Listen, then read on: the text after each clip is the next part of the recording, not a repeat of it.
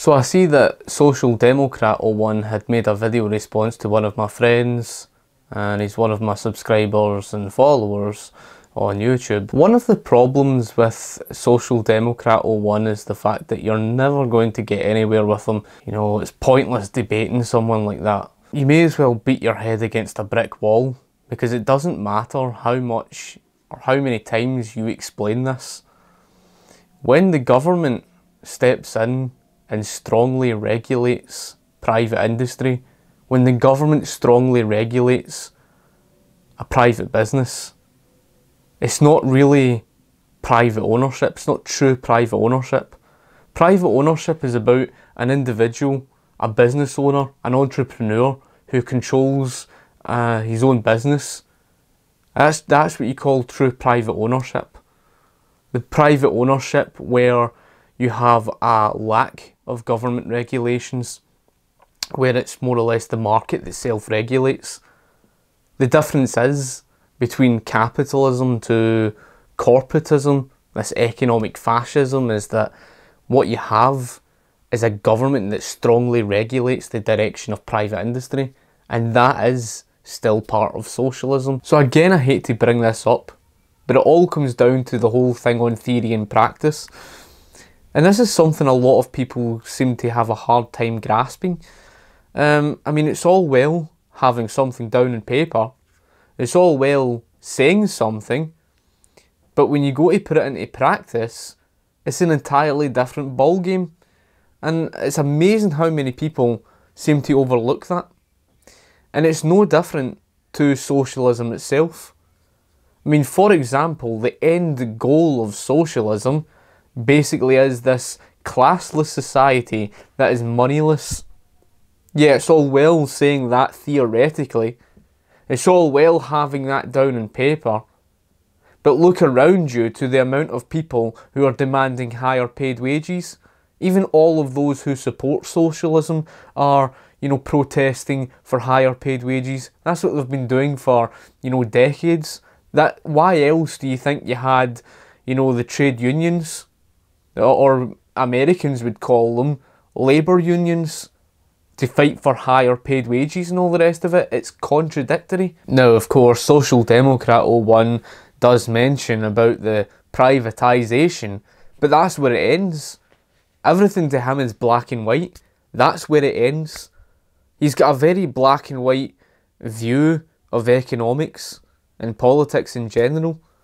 In other words, in his head, nationalisation and all the rest of this, socialism, and then privatisation where it stops is basically capitalism. We understand that private ownership is an element of capitalism, but it's not as black and white as that. And this is why I mentioned about the government's control over private industry. When you have privatisation and you have a government that steps in and strongly regulates the private industry, who's the real owner of the private business? Is it the private business owner or is it the government? What's the difference between strong regulation of private industry by a government to that of state ownership? What's the difference? Let's face it. Let's say the government strongly regulated your private business, and the government was the one that dictated by regulations such as quantity controls, quality controls, price controls, and everything else. Let's say the government was there to dictate and determine how much gets produced, what gets produced, how many workers you can employ, what machinery they can use, what height they can work at, how much your workers are getting paid. You see what I'm saying?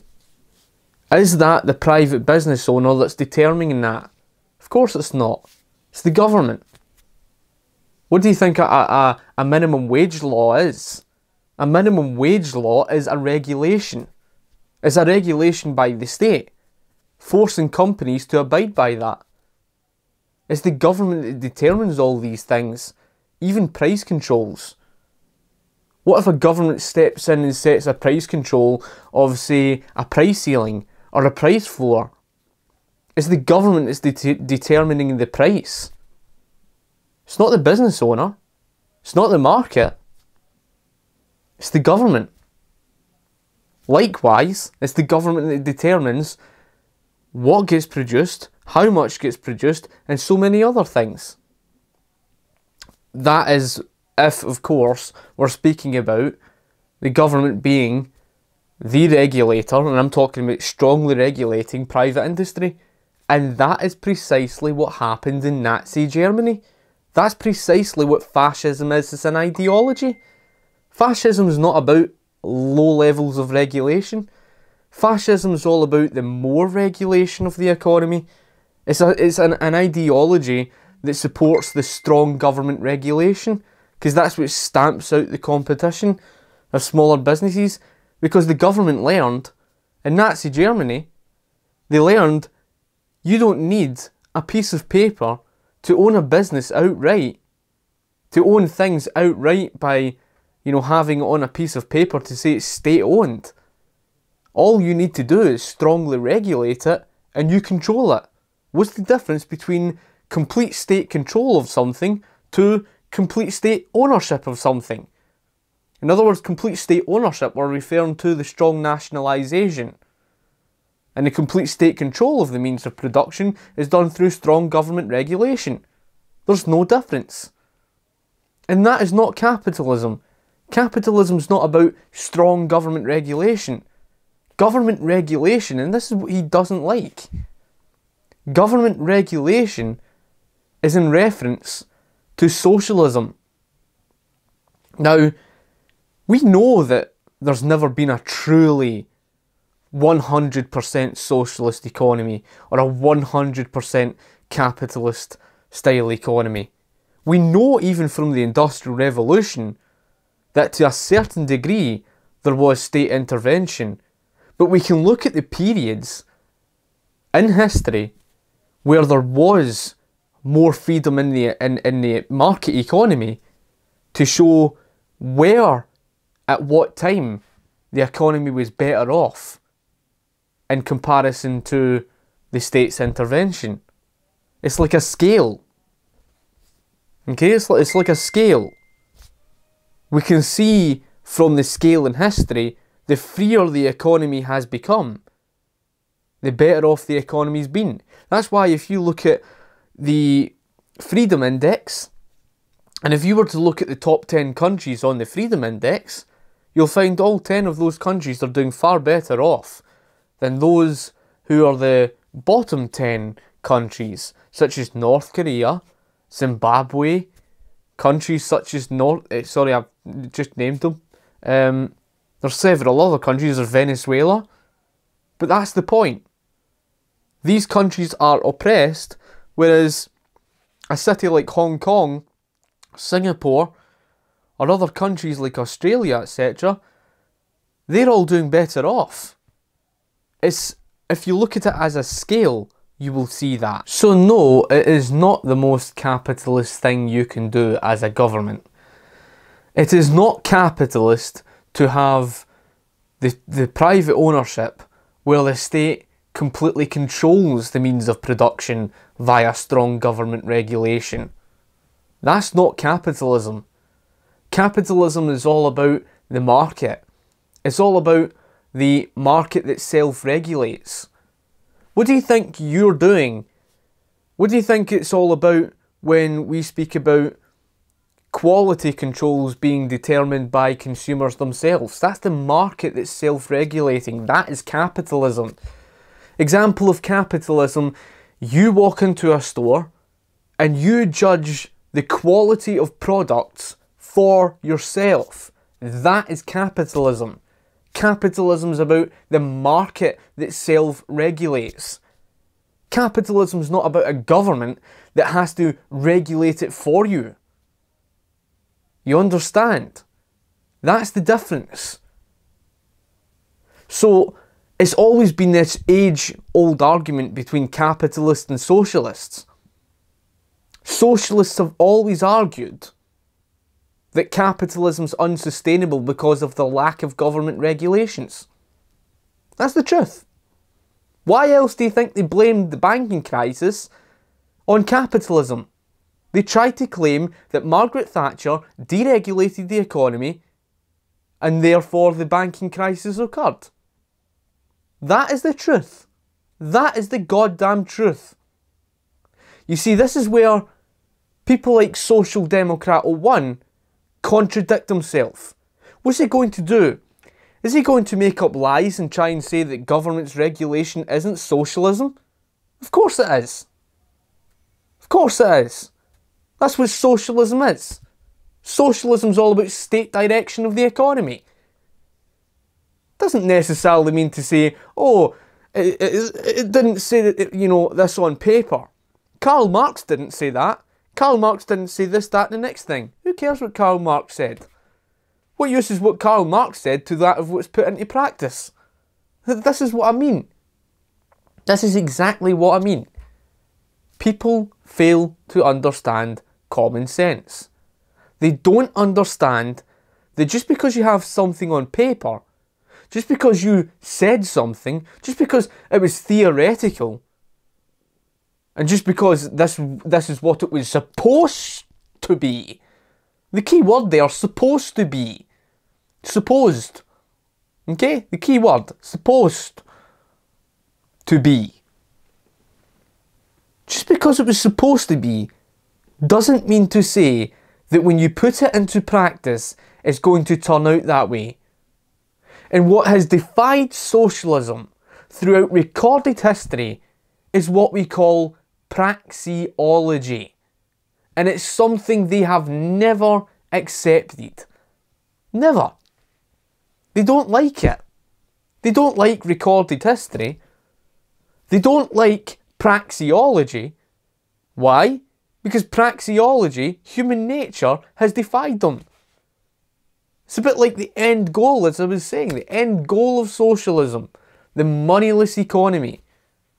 What use is that? Alright, you can say, oh, everything will work out so great and this is how it's supposed to work out. But then you look around you to everyone who's demanding higher paid wages, which is contradicting that. And that's exactly what we mean. It's amazing. And there's a lot of intelligent people out there. People who, are mathematical geniuses. People who are fantastic at physics and so many other subjects. Yet when it comes down to something so simple between comparing what you have on paper and what you say to that of what you put into practice, it's amazing how many people try to place theory above practice. I can't even think of any other word for it other than irrational. It is. What does irrational mean? Irrational means that, the person lacks reason, logic. They're not a reasonable type of person. They're not reasonable. They're the type of people that can't be reasoned with. That's it. You can't reason with the unreasonable. Okay, they're illogical. That's what it means by irrational. And when it comes down to Social Democrat 01, this is precisely what he is. I don't know how many times now I've pointed it out that in Nazi Germany, and he ignores this persistently, despite the fact that we've got the evidence in history of the argument and debate between socialists who argue for the state to regulate and capitalists to argue that we should deregulate. Now, they blamed Thatcher for so many years, claiming that she deregulated the economy, calling her a capitalist. So they literally what this is saying to you is they accept the fact that deregulating from government regulations, they accept that is capitalism. But there they are. They completely ignore the fact that under fascism, it's strong government regulation, but then, what did Social Democrat 01 say again? He said that government regulation is not socialism.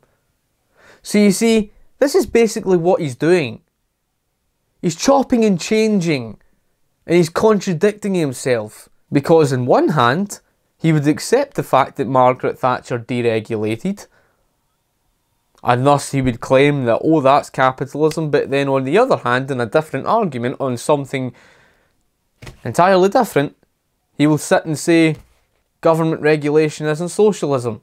It is. It is. That's precisely what the government's regulation is. Socialism's not this black and white thing, okay? And this is what he doesn't understand. So when we talk about socialism, when we talk about and we define socialism, we can look at the dictionary. And even in the Oxford Dictionary definition of socialism, it tells you that it's either, collective ownership or control. The key words there, ownership or control. Think about that. What does it mean by ownership or control? What's another word for control? What is another word for control? Another word for control is to regulate. You can see this in the definition of the Oxford Dictionary of socialism. Ownership or control.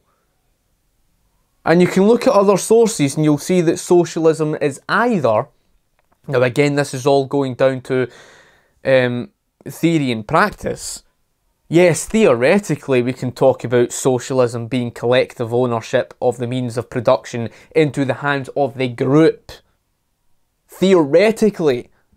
Understand, theoretically.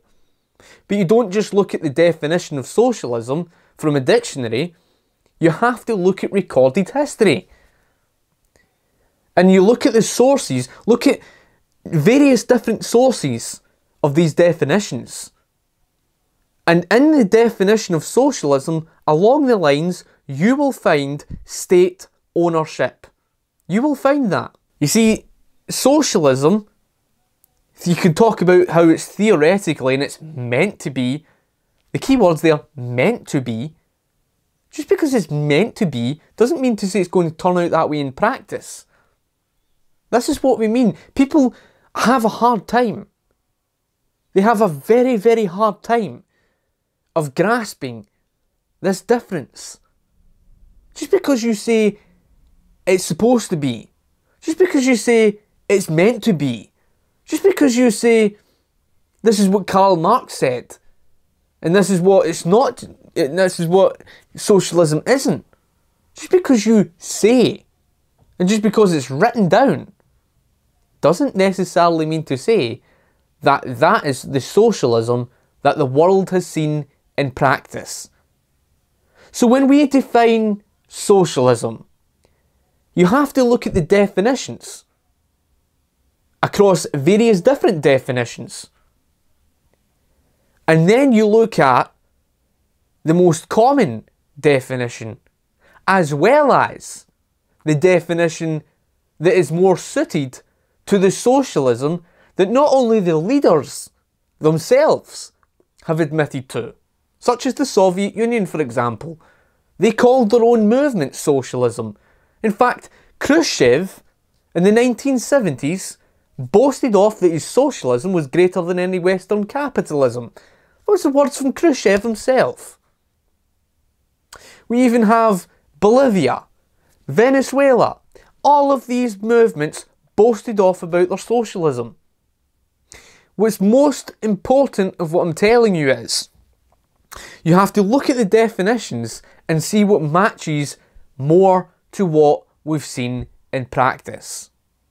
And when you look across the definitions, you will find that socialism relates to government ownership.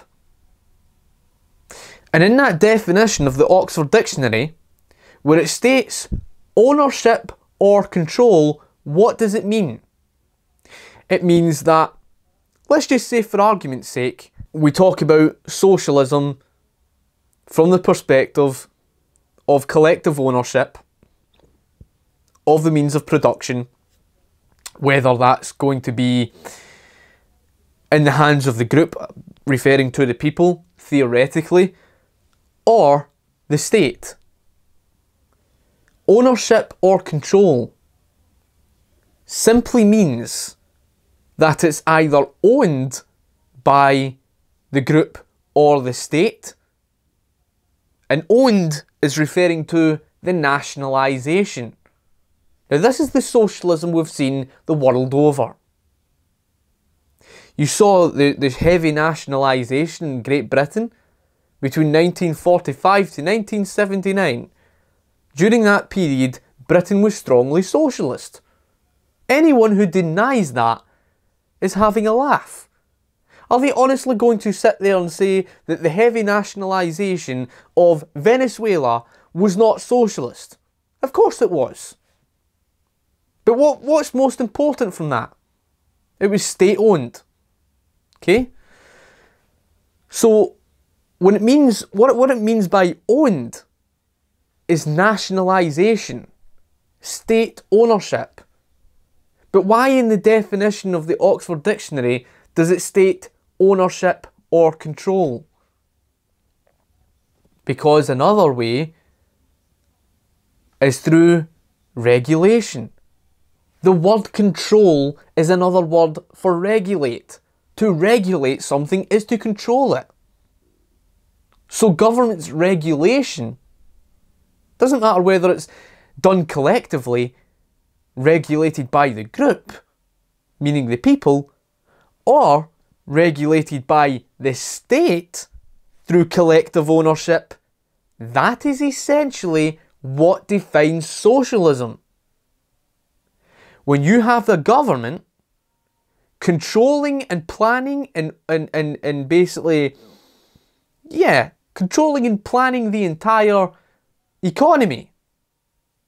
When you have the government dictating production, controlling production through the means of government regulation, through strong government regulation, that is socialism. And that's the thing. He's not willing to admit to this. And it's so repetitive.